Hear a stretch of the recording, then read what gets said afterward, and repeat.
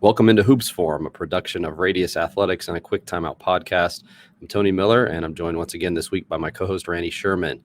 Big thanks to our sponsors over at 323 Sports. Your players, parents, and fans will love 323 Sports' famous $55 team packs. Each pack includes a short sleeve tee, long sleeve tee, performance short, and heavyweight hoodie, all with your school's branding included. To find out more, visit 323sports.com. Or you can contact a sales rep at sales@323sports.com. They'll be sure to do it right for your basketball program. It's weekend number 1 of the NCAA Tournament, and we've already seen some upsets, injuries that could potentially impact things, and some solid X's and O's. What have you seen this first weekend, Randy, that has caught your attention? Well, aside from the upsets, I think just kind of a couple teams that maybe were a little off my radar that I didn't watch, that I kind of sat and watched for the first time last night. I was like, wow, they're not bad. Or that player too, like Penn State. I haven't really watched them this year, and was up late watching them last night and was really impressed by their team. I thought Auburn played well, especially in the second half, and they might give Houston some problems in the next round. So so that's really it. Aside from the two big upsets yesterday. Unique opportunity to see teams that, depending on where you're at in that part of the country, like you may have seen some of the smaller conferences playing each other, but how they do against the bigger schools. And also, I think sometimes like the colliding of styles of play sometimes is interesting to watch how one team handles another one. And then probably the third thing for me is like how teams handle runs and their responses, and the ages and how those impact, or the mindset even, and how they impact, and how coaches handle those runs is kind of interesting for me to watch too. So some cool stuff first day. Something that always catches your and I's attention, and that we spend quite a bit of time on in March, maybe more so in March than others, are the X's and O's, and some of the quick hitters sometimes, and then also just some of the not necessarily quick hitters. I know those are the things that everybody kind of gets excited about, but also just kind of like series systems of play, or I know a lot of teams now are doing more where they have like families of plays, or like a series of things, and we'll talk about some of those in a minute here. But I wanted to give you guys, this is one of those where if you're only listening, I'd encourage you to go back and watch this a little bit later on, and we'll direct you to where to go to see that. But some March Madness X's and O's, particular here from the first round, and we tried to select things just from this first weekend here. So probably if you have a favorite team and you don't see their favorite X's and O's, it's not something that we saw this weekend. One thing, Randy, I tweeted about it last night, but I kind of have been observing it this year. You have the old school mentality of end of clock, whether that's shot clock or end of half, and you want to kind of put the ball in your playmakers' hands and let them go to work. The old school thinking, you go 4 low, you maybe screen like the 4 for the 5 to slow up the 5 on the way out to set the ball screen, but then it's just ball screen and let the guy with the ball cook. Yeah. And I don't see that I haven't seen it this year at all. I'm sure somebody did it, but I haven't seen that this year at all. There's a lot more disguising and maybe making the defense work a little bit more than in the past. So this is the first one that came to mind with that from the Kansas Jayhawks. And also, too, kind of interesting, like who they have screening and setting up matchups that they want, maybe to take advantage of switching. This one was with Kansas. They actually started the play with Grady Dick setting a ghost screen, and that caused a switch right away. Right. And that was immediately followed by the back screen. So you had that, like those consecutive actions or multiple actions that you and I talk a lot about. Yeah. And then you get like the Spain that goes into all that. And then it hit right away into a ball screen from the 5. And the hard dive by 5 to the rim kind of caught the attention of Grady Dick's, player number 2. So he loops out. Yeah. And then he loops out, and you can throw it back for the wide open 3 up there at the top. So, like, again, like some of our most the most famous or the plays that interest, the actions that interest us enough, like combined into one set. Yeah, I guess. And so not necessarily like creating something brand new, but kind of recreating some things that we already do and throwing them all into one set there. Yeah, I like a lot about this actually, as an end of game or end of quarter or something like that. There's two things that I really like is the screen the screener aspect. It's always tough to guard, especially whether it's an off ball screen the screener or we pick for the picker in a on ball situation like we see here. The second thing I really like is throwback elements. I've always liked stuff like that where we throw back and yeah, I could see how that would have yielded a good shot. I did not see this live.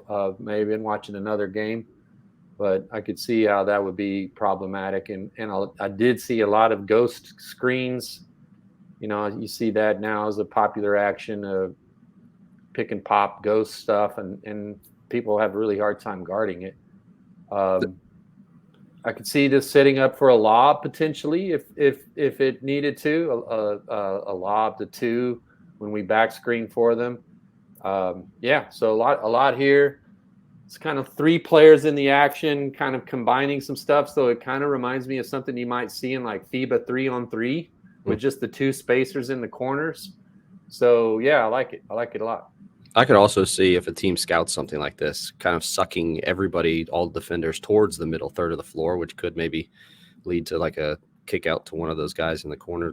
They're the ones that actually get a shot. But like back to your point, everything the throwbacks, it sucks everybody. People are so concerned with guarding the paint that everybody sucks in towards the paint, and then you have that throw out, which even if it's not wide open, that's a long closeout a lot of times that then can yield you a pretty high percentage shot from three.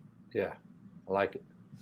Had video of this. I mean, found video of this, but we don't have it on here on the screen. But this was the end of the first half of Kansas opening round games. So if you want to go back and watch that, that's where you can find that play. This one, I included it just, again, the idea of like middle ball screen, but just to show you maybe another idea of something that you could do with a ball screen. This one starts with the ball screen. So unlike the last one where it kind of there's a lot that goes before the ball screen, this one starts with the ball screen, but again, kind of the Spain there. And then the Spain actually leads to three setting a ghost screen for one. And really all of that is just kind of to draw attention towards the center of the floor because there's a pin-in screen for your shooter in the corner there. Yeah. So a little bit different idea, kind of maybe like flipping it where you start with the ball screen, but just something else that could maybe get you a shot for a three-pointer. I kind of like how three coming up the gut there would be almost like ghosting a flat ball screen. That's something I haven't thought of or maybe observed. So it's like three, if they were just to come up the gut and set that ball screen on the second ball screen on one, it might be sort of flat with their back to the rim. You see the ghost a lot where the screener comes laterally or something like that, but up the gut and then ghosting off of it like that's neat. And that's exactly how Charleston used this one, which was pretty cool. Yeah. So yeah, that's good. So and then two on the roll there who exits off the pin screen. If his defender, showed for a dribble or so on the ball or he's going to roll out of that and have a lead on his defender coming off that pin screen. I could see how that would generate a good shot there in the corner too. Maybe if there was a frame three, we pin and post four, like we four pins for two. We hit two coming in the corner. They don't have a shot. We look to dump it right, throw it right inside the four on the pin and post. Yeah. So several ideas for kind of disguising your middle ball screen and doing some additional actions after that to make it harder for the defense to guard rather than I just never got, unless you have an elite ball handler scorer, which I think some teams thought they had, but that doesn't exist a lot of times at the college level. You can't just send somebody out to set a ball screen and then say, go to work. I mean, especially the way a lot of teams were using it, where it was like 12, 13 seconds and the guy at the top's just dribbling. And with every dribble, you saw people sucking towards the paint. And most guys weren't going to pass it out to somebody anyways. This is just kind of more options out of your middle ball screen. Another thing, too, that I'm thinking is if it is a late clock, like a end of half, end of game, something like that, where it's like 12 seconds left and we're going to run this.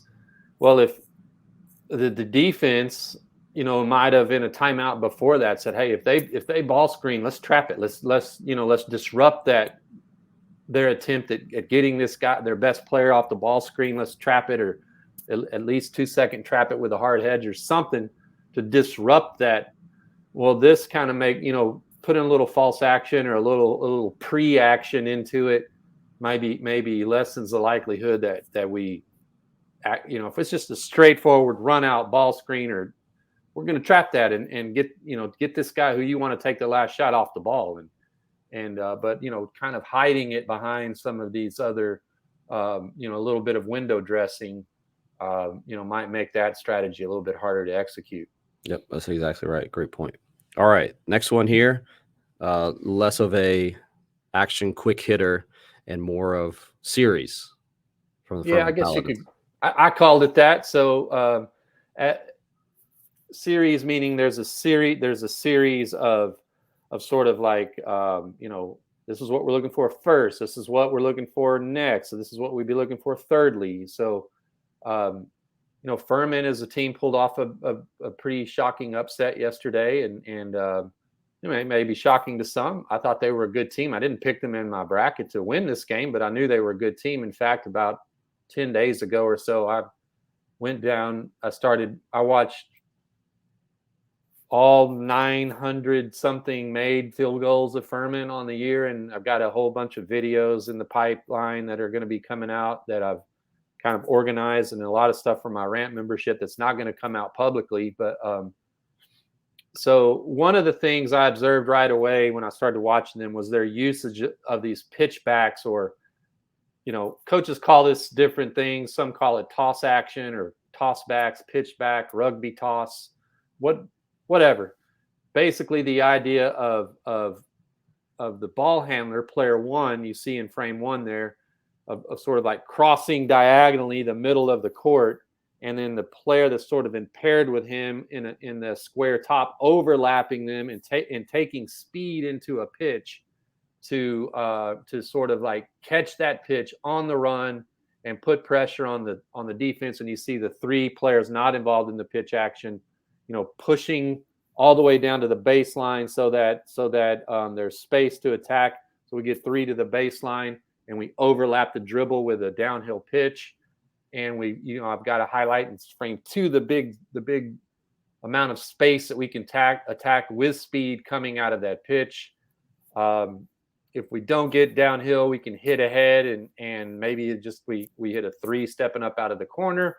If we don't, we can just pitch, hit ahead, sprint right into a side drag. So when done at speed, when done like in full court at speed with ball speed and player speed, it happens really bang bang. It's really pretty sequence. I've got some video here. This was on my YouTube channel yesterday. Ended up being a popular video after what happened with the game. But yeah, you can see the two players here that are going to be trailing the action be the two players involved with the pitch. And what you'll see is the guy, like I had in the diagrams, he's going to cross over and sort of diagonally attack across Main Street there. And the player has widened out so he can gain speed and overlap over the top. And we get this negative downhill pitch to him, and he just can carry just a ton of speed and attack a lot of space, just right off the break. And here they're scoring. I'm looking at the shot clock. There's 5 seconds. So, and they do this a lot. So I found this a lot as I watched all those made baskets over the season. It's just sort of a natural thing. They pitch, toss back. There you see the guy that was in the dunker spot relocate to clear space. Here's another nice negative pitch. Uses a shot fake here to set up the drive. But you can see how it puts pressure on the paint. And here's an example where the pitch can, here when he tosses it back, his defender is way under all this action. And, this is a good shooting team that makes a lot of threes. All five of their starters can hit threes. So he walks right into a three off the pitch there because the defense goes under everything. yeah, keep it playing, and we'll see sort of like a different kind of. So here's a pitch where same thing happens. They go under it. It yields a 3. Here's off a missed free throw. They get the rebound. They're going to go pitch. I think on this one, they switch. They want to switch it, but they miscommunicate, and 2 end up going with the ball. Those 2 players. So he throws it back to the pitch man, to the pitch deliverer. 2 end up going with the ball. Oops, throw back. There's a 3. And then the next advancement is if we're going to center it, we're going to overlap, and then we're going to hit ahead by either dribble at. Here's a dribble at back door to the player in front of me. The next advancement is going to be dribble at, hit to the player rising out of the corner who steps into a 3. The next advancement is going to be centering dribble, overlap, pitch, hit ahead, follow right into a ball screen. So you can see how all that side ball screen. So that's kind of how it series out. Is a pitch it, get downhill, pitch it. If we don't score off the pitch and drive, let's hit ahead and follow it into a ball screen. Here they reject the ball screen. But it happens really quick and seamless off the break, and it's just something really natural that's really puts pressure on your defense and the paint right away. And they're just coming at you with player speed and ball speed. Really good. I like that stuff. I like that.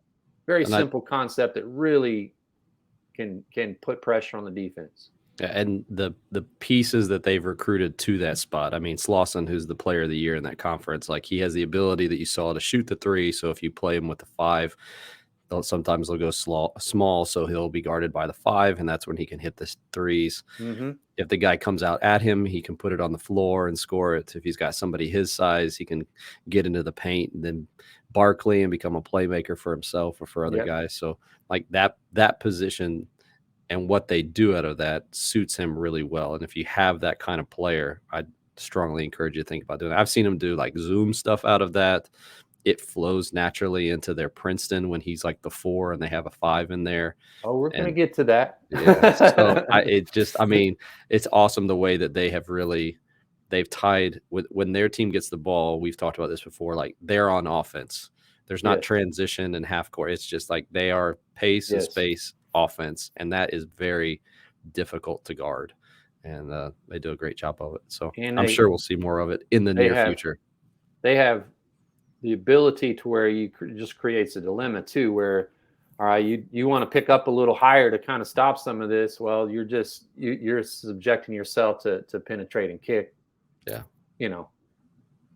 So yeah, that's what the good teams do. They just create dilemmas. So fun team to watch. Yeah. They do a great job. All right. Next up here. Again, one of those things I mentioned last night, but I only showed the first frame that you see here. So if you saw that, you probably, okay, so what else do they do? I've seen more teams do this. This is particular to Duke. I saw them do it a lot this year, but I probably watched them more than I watched a lot of the other teams. And they put Kyle Filipowski in that 4 spot, and then they had Derek Lively in the 5. So you almost get kind of like a screen to get that guy open right away. And so with Filipowski with the ball, now he can do a lot of things out of it. And this is just one of them. They used it to like send him into the post after he gives it back to the big or back to the guard. Sometimes he was a playmaker and they just went like straight zoom out of it. This one, they give it back to the point guard, and then the two of them start moving to the opposite side of the floor, give it back to the big, and then he goes with that zoom action on the other side. And then they do a lot of stuff out of that as well. But I guess I'm just focusing primarily on the stack there at the top. I feel like this is kind of an alternative to just running an action right away. So a lot of the times we do like a horns up there at the top, and you'll do a double screen or a stagger screen of some sort, or there's something else that happens with that 4 and 5 in those horn spots. And this is almost like an opportunity for you to get the ball in different spots that then allows you to get to a stagger or a double or something like that. So I guess just being able to disguise what you want to do next a little bit better, and to create almost kind of like some quick false action up at the top to then set up what you want to do next. Yeah, I like to stack sometimes even better than horns, because just backing up, if there were a frame 0, if you will, we're in the stack, and one could drive to the outside of either side of that stack. There's more space than if those guys were placed on the elbow-ish area. And then, you'll see sometimes when they're in the stack and one attacks to the right or the left, the bottom in the stack will sort of pop out opposite. And if the drive gets neutralized, he'll stride, stop, pivot, and throw back or something like that. Here in frame 2, when they run the hand back action in frame 1 and then throw it to 5, who pops off the stack and go to zoom. Of course, the zoom is popular action and could lead to some penetration. Also, you could, 4 screening for 2 could reject that, and 4 could, pop back and play to the pop back man, and all kinds of stuff you could do there. Duke's playing well. I'm impressed by the job that they're doing. They went through some growing pains, and the coach went through some adjustment. I mean, what a enormous pair of shoes to fill, and so that's natural. So I like stuff like this, and I think some of the things that maybe you see Duke now are bringing them into the modern basketball landscape a little more. Yep. Not a shot at Coach K at all. Just, obviously he's the best ever, but just sort of like, younger, fresher voice, kind of maybe doing some innovative stuff. Yeah, when I was up there last summer, it was cool to hear talking to some of the guys, and also hearing Coach Shire talk to us coaches. He said, I want to take some things from overseas and international and start incorporating those in. And I think you start to see that already this year, but it'll be interesting to see what all they do going forward. If you want some more 2-stack stuff, I included it in my Quick Timeout Plus membership newsletter this week. So if you're interested in doing something, seeing more like that, you can go and check that out. All right, here's the last one, and save this one for last, just because I get asked sometimes, like something quick, like we're down and we need to get a score really quick. Or again, going back to like end of quarter, end of half, and you only got a few seconds left or something like that. And I've seen teams get to this a couple different ways, but I like this one. They wasted no time. It was sprint down the floor. The side is already cleared, so you could potentially make a play for the playmaker. Like if he's quick enough, could go by his man and score.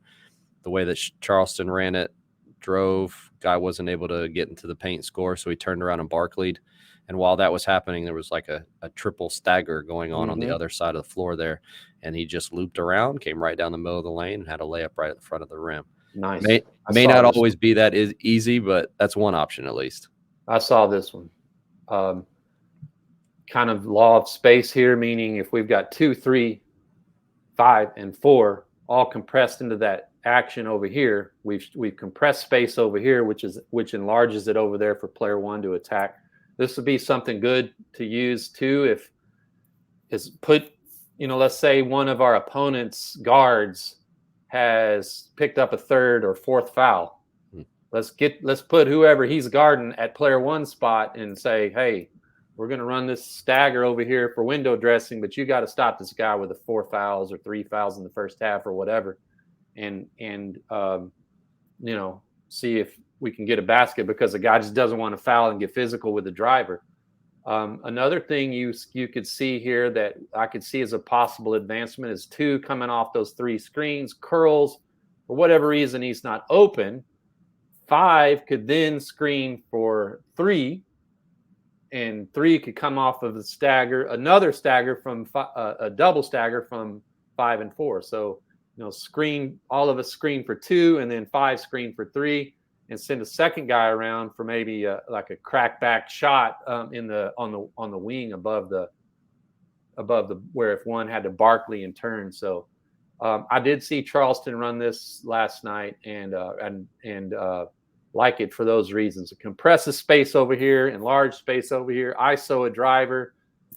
It ties up any help because they're all dealing with the stagger action. So if he just blows by his guy, there's really no low eye man to stay home. If the low eye man is X2, well, his man's on the move, and we're going to have that curl. So, yeah.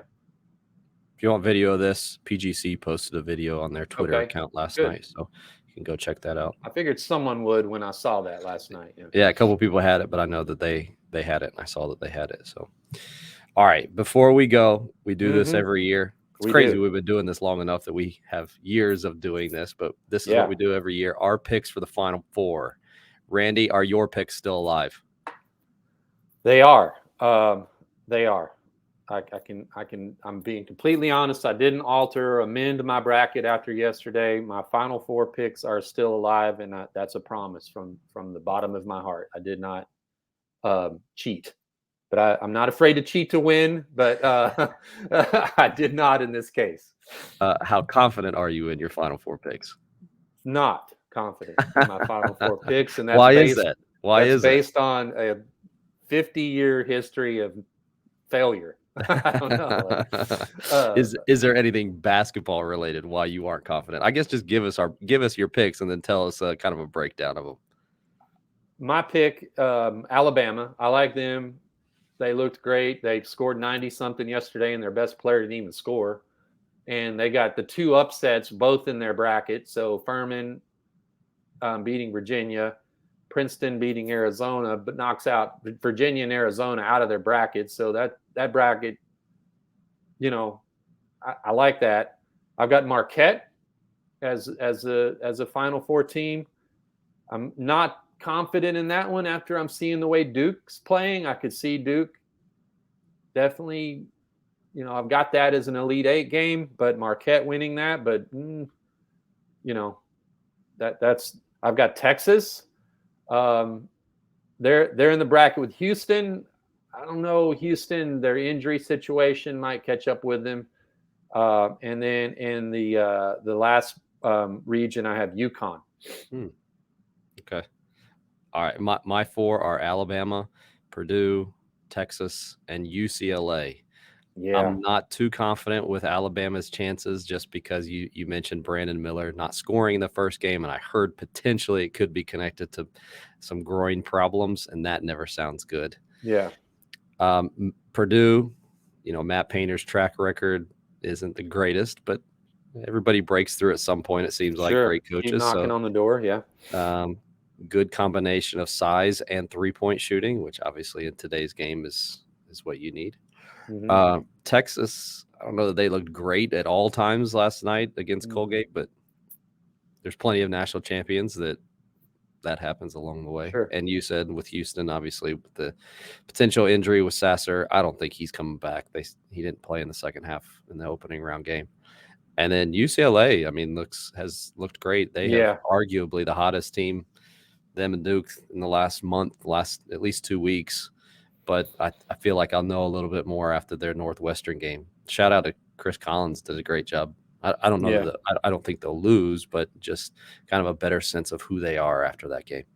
Yeah, I really wrestled with UConn or UCLA out of that region, and ultimately just kind of went with UConn just because they've got, both are good on defense. Maybe UConn has a little better offense and sort of a little more complete. I don't know. Maybe I trust the Big East a little more than I do a Pac-12 team also. But sure wouldn't be surprised to see UCLA there, and would quite enjoy that because I find Nick Cronin to be, his teams, especially on the defensive end, just enjoyable to watch. So, yeah. UConn may be another one that you want to dive into this offseason, X's and O's wise. Yeah. I've seen some good things from them. So thank you to all of those who joined us this week. If you missed any part of the live show, you can go back and watch or listen to any part. Just search Hoops Forum on YouTube to see the full interview. And you can go to any podcast platform and search A Quick Timeout to find the audio version of the show. For Randy Sherman, I'm Tony Miller. Enjoy the March Madness. We'll talk to you again next week.